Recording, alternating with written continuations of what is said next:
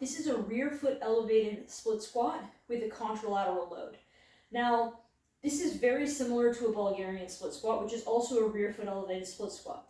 The only difference being is this is a lower height box. So a lot of people don't actually have the adequate amount of hip extension to get into something like a Bulgarian split squat where your foot's on the bench.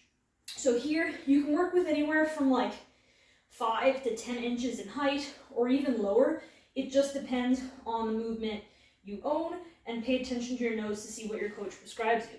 So you're going to set up with your toes on that box, and they can be relaxed or flexed. It doesn't matter. I like to set up in the bottom position, so that way I know that my knee is below my hip. I've got a slight positive shin angle here, which means that my knee is just in front of my ankle, and that's totally fine. Now, in terms of foot pressure, I want you to think about pushing through the medial arch, so the base of the big toe and the inner part of the heel. That doesn't mean that we sway over and lose the outer edge of our foot, but we just keep that focus through the movement. The entire foot's still connected to the ground.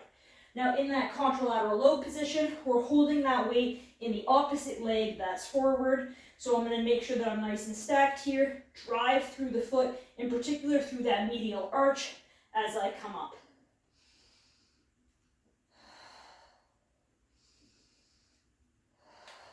Slight positive shin angle, and my torso is a little bit forward. It's not excessively forward through the movement. If you're getting really far forward, it becomes more hingy, and that's not the intent of this drill. The other common mistake that we often see here is at the top, people will extend through their low back. So they'll get into that top position, and then they'll really extend, flare through the ribs, and get a ton of extension through their low back. So make sure that you stay nice and stacked the entire time through the movement.